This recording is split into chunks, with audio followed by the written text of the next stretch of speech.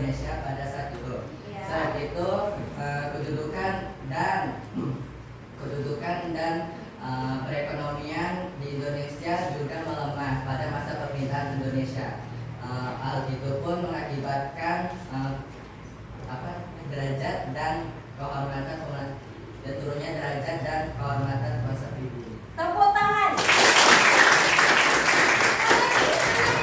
Ya, silakan. Yang sudah dilakukan saya tadi adalah dampak negatifnya. Iya. Penjajah Belanda dan Indonesia juga menimbulkan beberapa dampak positif. Di antaranya adalah meningkatkan pendidikan formal, mengurangi jumlah buta huruf, serta lahirnya golongan terpelajar dan terdidik. Oke, bagus. Alhamdulillah, ya Ibu masih ingat materi kita minggu yang lalu. Sekarang kita ice breaking dulu ya. Iya. Ice breaking dulu. Ibu bilang selamat pagi, selamat siang, selamat malam, saat tengah. Oke, dah. Selamat pagi, selamat siang, selamat malam, pagi, siang, malam. Ini tujuan pembelajaran kita. Silakan dibaca Ibu tujuan pembelajaran kita hari ini.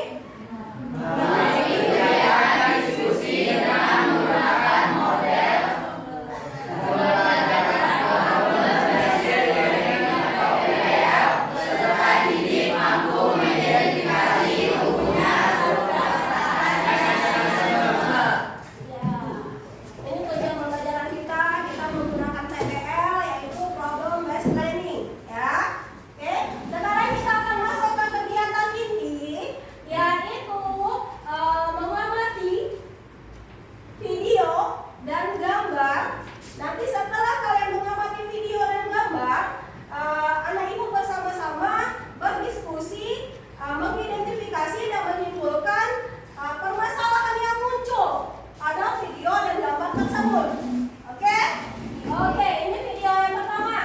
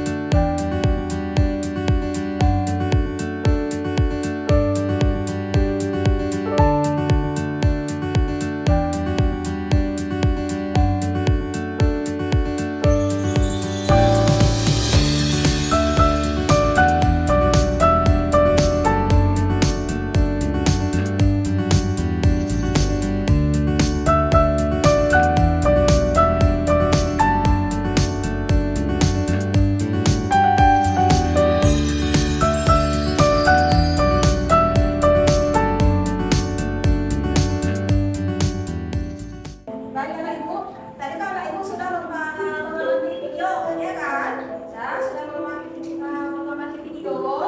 Jadi sekarang anak ibu bisa dapat bekerja sama, mengidentifikasi dan menyimpulkan permasalahan yang muncul pada video tersebut.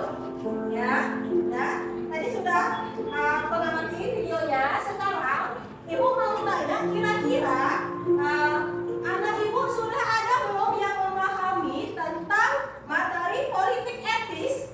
Ya, silakan. Jadi politik etis itu adalah upaya balas budi yang dilakukan oleh Belanda untuk mengganti kerugian pada masyarakat Indonesia atas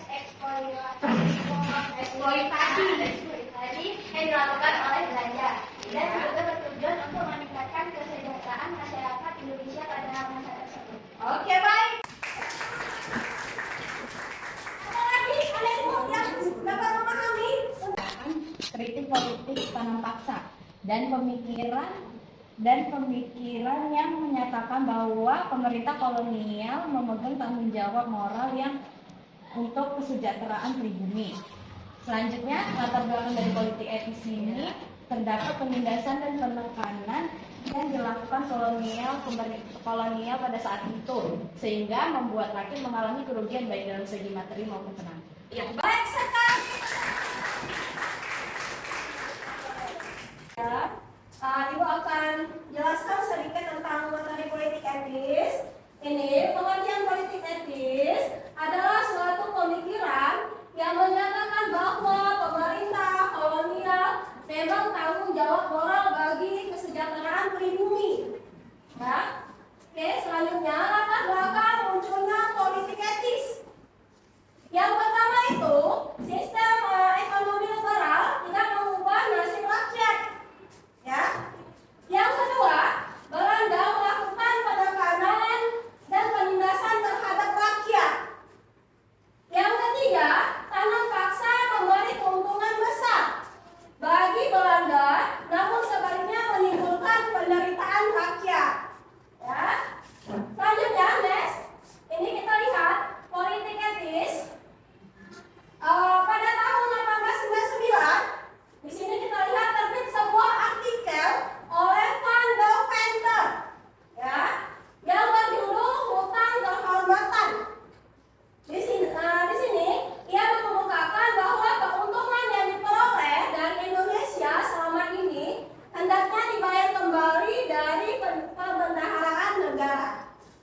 Terus, tujuan politik etis di sini kita lihat dapat disimpulkan sebagai usaha mencapai kesejahteraan melalui irigasi, ya, transmigrasi, reformasi, pendewasaan, perwakilan, dan dalam sebuah pendidikan memainkan peran penting. Oke, kita lanjut. Di sini penyimpangan politik etis. Di sini penyimpangan politik etis ada irigasi, ada edukasi, ada emigrasi. Ya. Kita lanjut di sini dampak pelaksanaan politik etis. Ada tentang politik, yaitu terjadinya desentralisasi atau otonomi bagi bangsa Indonesia. Namun pada intinya tetap saja golongan penguasa tetap kuat dalam arti intervensi. Ya. Yang kedua yaitu ekonomi, muncul sistem kapitalisme modern, politik liberal dan pasar bebas yang membuat persaingan dagang semakin kuat. Oke, kita next. Selesai. Ya. Jadi ini ada link LKPD dan post-test sudah Ibu share di grup, yaitu link Google Form. Silakan kalian kerjakan di link Google Form, post-test dan LKPD-nya. Nanti kita baru bagi kelompok. Oke?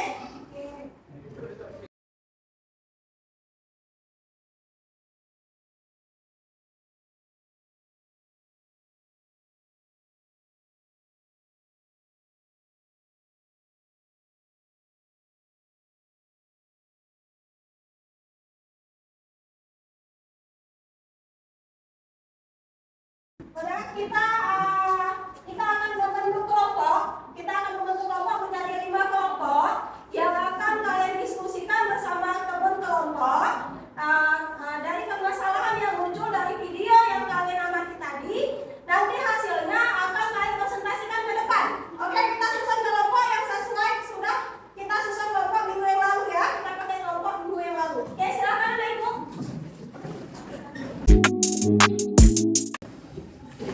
Silakan.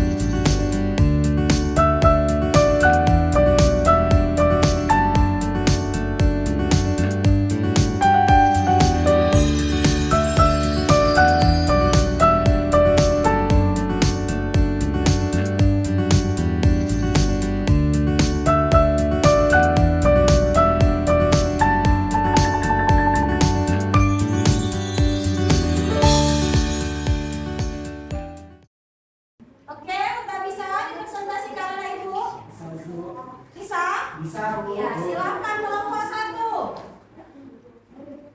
Silakan kelompok 1 menyelesaikan permasalahannya.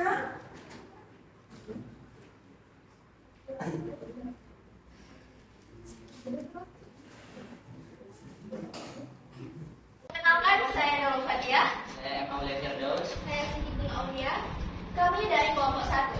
Pembahasan yang ingin kami sampaikan yang pertama, apa yang dimaksud dengan politik etis yang akan disampaikan oleh Muhammad Aulia Firdaus. Politik etis adalah konsep kebijakan pemerintahan kolonial yang diperkenalkan di Hindia Belanda pada abad ke-19.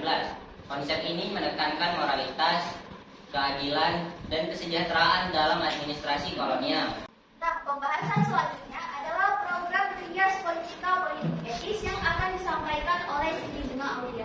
Ratu Wilhelmina menuangkan panggilan moral tersebut di dalam kebijakan politik etis atau politik balas budi yang terangkum ke dalam program Trias Politika. Yang pertama, irigasi, yaitu membangun atau memperbaiki perairan dan bendungan untuk pertanian. Yang kedua, emigrasi, yaitu mengajak penduduk untuk melakukan integritas, konspirasi. Yang ketiga yaitu edukasi, yaitu memperluas dalam bidang pendidikan dan pengajaran. Lanjut kelompok 2.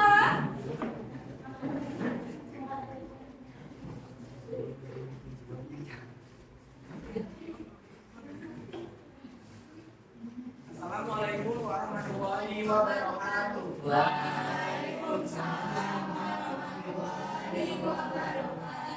Nah, materi yang akan kami bahas hari ini yaitu latar belakang munculnya politik etis di Indonesia. Pemikiran baru tentang politik etis berasal dari Perkenalkan, nama saya Wahid Indro. saya Alia Mulyana. Kami dari kelompok 2. Pemikiran baru tentang politik etis berasal dari pemikiran kaum sosialis liberalis yang prihatin terhadap kaum pribumi, yaitu tekanan terhadap rakyat semakin kuat, pembelaan hak rakyat terhadap kapitalisme modern semakin melemah, serta Mr. Konrad Theodor van Venter menyampaikan mengisahkan bagaimana perjuangan dari rakyat Indonesia yang hasilnya justru dinikmati oleh rakyat Belanda. Nilai-nilai Sumpah Pemuda yang akan kami bahas yaitu nilai keadilan. Membagi rata sesama masyarakat merupakan fondasi awal dari masyarakat yang berkeadilan. Jadi kita harus menerapkan keadilan dalam kehidupan sehari-hari kita. Demikianlah yang dapat kelompok 2 sampaikan. Lebih dan kurang kami mohon maaf. Saya akhiri dengan wabillahi taufiq wal hidayah. Assalamualaikum warahmatullahi wabarakatuh.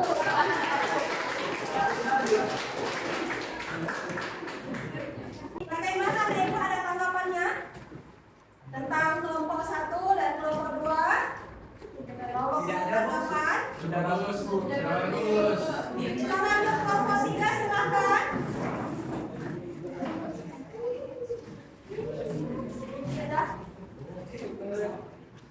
Assalamualaikum warahmatullahi wabarakatuh.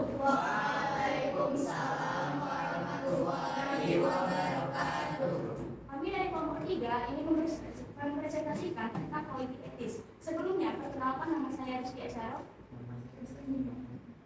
Baiklah, kita akan memasuki materi kita pada hari ini, yaitu tentang politik etis. Nah, pada periode 1900 sampai 1920, politik etis menjadi salah satu politik fokus utama pemerintahan kolonial. Tujuannya itu untuk meningkatkan kesejahteraan rakyat dan memberikan mereka kesempatan yang besar untuk berpartisipasi dalam pemerintahan dan ekonomi kolonial. Pemerintahan kolonial mendirikan sekolah-sekolah untuk meningkatkan tingkat literasi pada penduduk pribumi dan untuk Belanda membangun infrastruktur dan jaringan transformasi lainnya seperti jalan, pelabuhan, dan irigasi untuk meningkatkan konektivitas dan memfasilitasi perdagangan. Dan yang keempat ada pemberdayaan ekonomi. Pemerintah kolonial Belanda berusaha memperbaiki sistem ekonomi penduduk pribumi dalam sektor ekonomi dan memberikan bantuan dan pelatihan dalam bidang pertanian dan industri kecil. Berikut presentasi kami mengenai politik etis. Apakah ada yang memberikan tanggapan? Saya mau memberi tanggapan, Ibu silakan. Tanggapannya? Saya Bu, Ya, silakan. tadi nilai-nilai Sumpah Pemudanya itu kan Kemandirian dan kreatif. ya itu sudah sangat bagus Bu, karena kan dalam Sumpah Pemuda kami mengambil kemandirian dalam menghadapi masalah. Berarti masyarakat Indonesia itu harus mandiri untuk mengatasi masalah agar masalah itu terselesaikan dengan baik. Sekian, terima kasih untuk tanggapannya. Kami terima dengan baik. Sekian kesempatan kami. Kami sudahi dengan wassalamualaikum warahmatullahi wabarakatuh.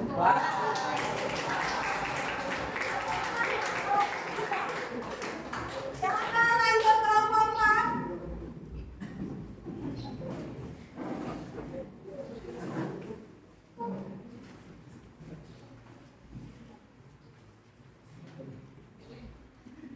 Assalamualaikum warahmatullahi wabarakatuh. Mengumumkan apa yang sudah video yang kita tonton, yaitu tentang penyimpangan politik etis. Sebelum masuk ke penjelasan, perkenalkan saya Dirgantara Prasetya. Saya Putri Nur Azizah. Kami akan menjelaskan tentang penyimpangan politik etis. Dalam pelaksanaannya, politik etis yang mendapat dukungan dari kapasitas industri mengalami banyak penyimpangan. Semua program dan tujuan awal dari politik etis mendapat banyak yang tidak terlakukan dan mendapat banyak hambatan. Dalam prakteknya, terjadi penyimpangan dan disalahgunakan oleh pegawai Belanda. Saat kebijakan politik etis dijalankan, sasaran yang ditetapkan terlalu tinggi, sedangkan perangkat yang diadopsi untuk mengimplementasikan terlalu rendah.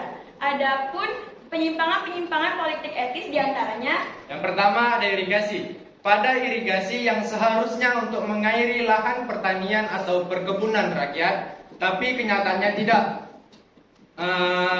Irigasi yang sudah diperbaiki dan dibangun ditunjukkan untuk mengairi sawah dan ladang milik swasta dan pemerintah Belanda. Bantuan sarana dan prasarana pertanian memang diberikan oleh pemerintah Belanda, tapi tidak diarahkan pada peningkatan teknik irigasi dalam teknologi padi untuk rakyat. Yang kedua ada imigrasi. Pada program imigrasi, rakyat ditetapkan ke daerah-daerah perkebunan yang dikembangkan oleh Belanda. Mereka ditempatkan untuk memenuhi kebutuhan tenaga kerja perkebunan. Hal ini terjadi karena adanya permintaan tenaga kerja yang ada di daerah. Itulah penjelasan tentang penyimpangan politik etis dari kami. Apakah ada yang memberi tanggapan atau saran? Kan, ada Naikmu yang mau memberi tanggapan terhadap kelompok 4. Ada yang mau memberi sarannya, silakan. Saya Bu, Ya, silakan. kan tadi kan kita ngomongin soal menghargai perbedaan ya.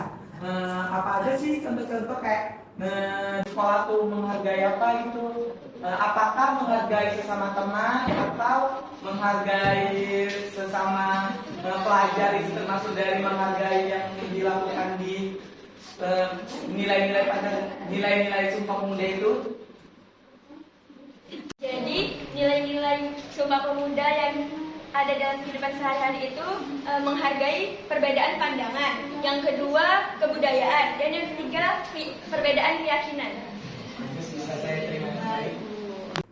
Itulah penjelasan dari kelompok kami tentang penyimpangan politik etis. Kami akhiri. Assalamualaikum warahmatullahi wabarakatuh.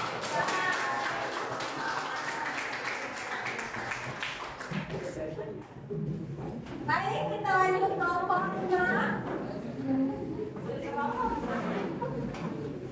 Assalamualaikum warahmatullahi wabarakatuh.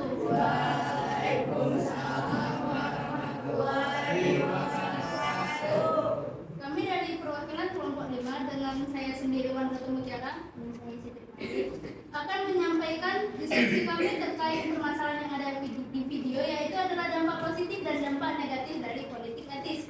Sekarang kita akan memasuki topik utama kami, yaitu dampak positif dan dampak negatif dari politik etis itu sendiri. Teman saya Siti Rifani akan menyampaikan dampak positif dari politik etis. Yang pertama adalah modernisasi infrastruktur.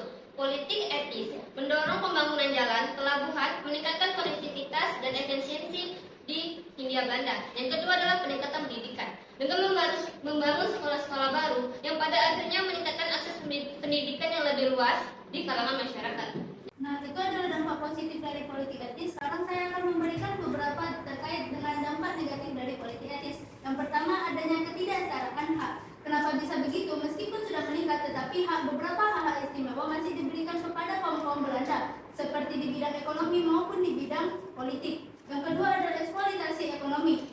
Dikarenakan mereka sangat fokus akan penanaman terkait tanaman-tanaman ekspor, membuat adanya eksploitasi ekonomi dan juga ketidaksetaraan akan manfaat ekonomi antara kaum Belanda dengan kaum pribumi. Yang ketiga adalah tegangan sosial.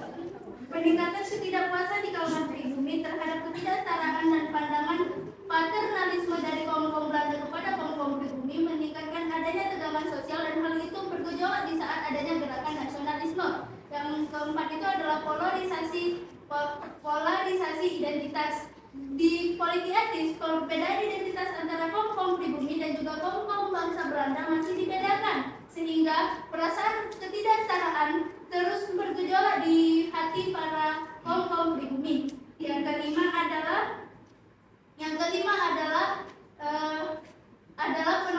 penolakan sistem-sistem modernisasi yang ditetapkan pada pemerintah Belanda kepada kaum pribumi, dikarenakan kaum pribumi tidak ingin tradisi mereka ataupun budaya-budaya asli leluhur dari mereka menghilang begitu saja.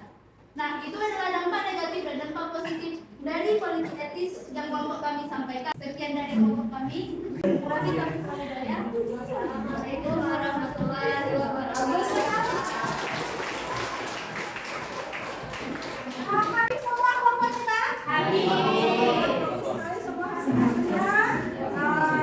Jadi ada sekiranya anak ibu yang masih belum paham, boleh ditanyakan, silakan siapa yang mau bertanya. Misalnya masih ada yang belum kalian paham atau masih ada yang belum mengerti tentang apa itu politik etis, silakan siapa yang mau bertanya.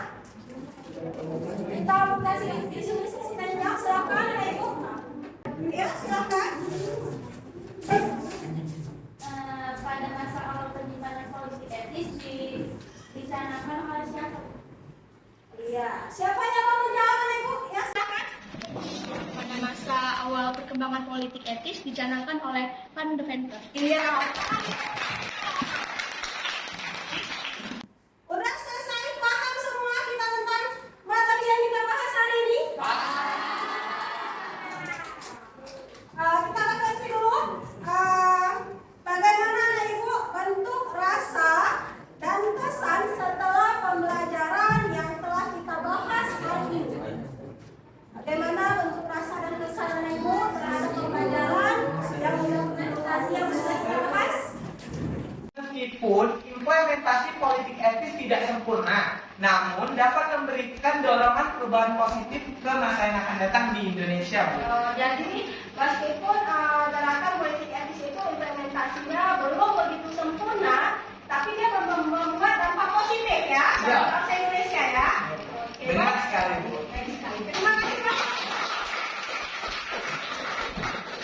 Untuk materi kita akan datang ya, untuk Sabtu akan datang kita akan membahas tentang menjelaskan munculnya golongan elit baru ya. Ini nanti ada link post-test ya.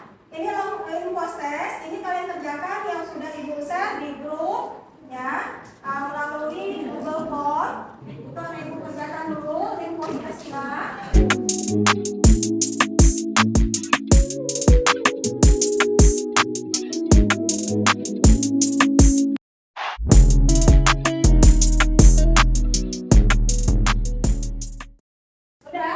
Udah selesai semuanya? Iya.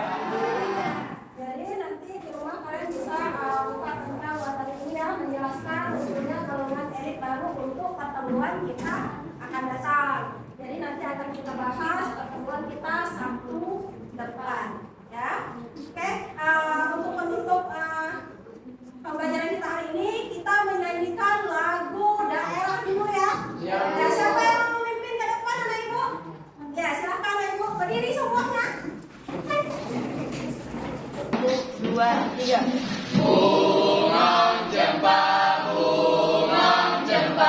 megah di Aceh. Bunga